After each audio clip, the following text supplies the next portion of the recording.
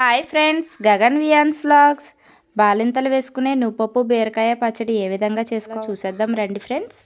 First బీరకాయ పొట్టు అనేది తీసేయాలి శుభ్రం. వాటిని వాష్ చేసి ముక్కల కింద కోసుకోవాలి. కాయను పొట్టుతో కూడా పచ్చడి చేసుకోవచ్చు, అది ఇంకా టేస్టీగా ఉంటుంది. కాకపోతే ఇప్పుడు మనం అది తినకూడదు, సెకండ్ మంత్ కదా. మన పిల్లలు మోషన్ అనేది గ్రీన్ కలర్లో వెళ్తారంట పొట్టుతో పచ్చడి తింటా, అందుకని కాయతో చేయడం అయితే జరుగుతుంది. ఎలా చేసుకోవాలో చెప్తాను రండి. అది 3 టేబుల్ స్పూన్ నువ్వుపప్పు అనేది వేపుకోవాలి.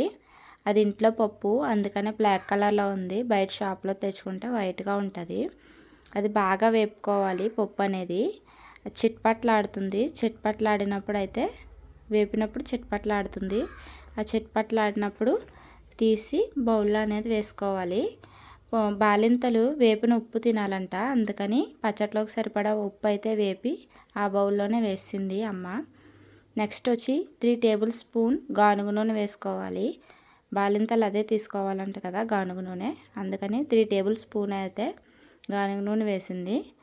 అందులోనే 1 టేబుల్ స్పూన్ మినపప్పు, 1 టేబుల్ స్పూన్ జీలకర్ర, 3 వెల్లుల్లిపాయ రెబ్బలు చితక్కొట్టి వేసుకోవాలి, లేకుంటే పేలుతాయి. నెక్స్ట్ వచ్చి 3 ఎండుమిర్చి వేసుకుని కరివేపాకు తగినంత వేసుకుని కలుపుకోవాలి. బాగా ఫ్రై అయితే చేసుకోవాలి. ఇవన్నీ వేసుకుని బాగా వేగిన తర్వాత మనం ముందు కట్ చేసి పెట్టుకున్న బీరకాయ ముక్కలు ఉంటాయి కదా, అవి కూడా అందులో వేసుకోవాలి. వేసుకుని బాగా ఫ్రై అయితే చేసుకోవాలి. ఇప్పుడు బీరకాయలో వాటర్ పర్సెంటేజ్ ఉంటుంది కదా, అదంతా అందులో ఇంకిపోయే వరకు అయితే మనం బాగా కలుపుకొని బాగా ఫ్రై చేసుకోవాలి. ఈ పచ్చడి చాలా టేస్టీగా ఉంటుంది. నాకు సెకండ్ మంత్ స్టార్టింగ్లో అమ్మ అయితే ఒకసారి చేసి పెట్టింది, చాలా బాగుందని చెప్పి మళ్ళీ చేయమన్నాను. బాగుందని, నాకులాగానే బాలింతలు ఉంటారు కదా, వాళ్ళు తింటారనే ఉద్దేశంతో అందులో అమ్మ చింతపండు కూడా వేసింది, మీరు చూసే ఉంటారు.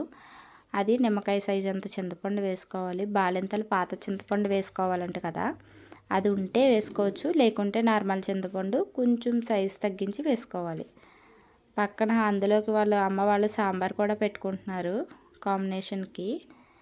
మినపప్పు అందులో నువ్వుపప్పు వేపింది ఉంది కదా ఇందాక మనం పెట్టుకున్నాం, అది కూడా యాడ్ చేయాలి. అన్నీ ఇందులో ఐటమ్స్ ఏమేమి పడతాయో అవన్నీ వేసేసినట్టే. ఉప్పు, ఎండుమిర్చిలో కారం, ఇవన్నీ అందులో వేసినట్టే. ఇవన్నీ బాగా ఫ్రై చేసుకోవాలి. ఆ నువ్వుపప్పు వేసినప్పుడు ఉంటుంది స్మెల్, అదిరిపోతుంది, అప్పుడే తినేయాలనిపిస్తుంది. అమ్మ నేను అయితే అదే మాట్లాడుకుంటే అప్పుడే తినేయాలనిపిస్తుంది అమ్మ అనుకున్నాం. అది మ్యూట్లో పెట్టేశాను కదా, నేను వాయిస్ ఓవర్ అనేది ఇవ్వడం వల్ల మీకు అది వినిపించదు. ఇలా బాగా ఫ్రై చేసుకోవాలి. బాగా ఫ్రై చేసేసుకుని అది వేగిన తర్వాత మనం దాని మీద గ్యాస్ ఆఫ్ చేసి మూత అనేది పెట్టేసుకోవాలి.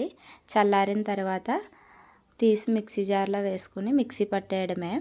మిక్సీ పట్టేసిన తర్వాత ఒక బౌల్లోకి పచ్చడి తీసేసుకోవడమే. తీసుకుని వేడివేడి అన్నంలోకి నెయ్యి కానీ ఆయిల్ కానీ వేసుకుని తింటే మంచి టేస్టీగా ఉంటుంది పచ్చడి అయితే. ఈ వీడియో నచ్చితే ఒక లైక్ చేసి షేర్ చేసి సబ్స్క్రైబ్ చేయండి. ఫస్ట్ టైం వీడియో అయితే చేస్తున్నాం, మమ్మల్ని సపోర్ట్ చేయండి ఫ్రెండ్స్.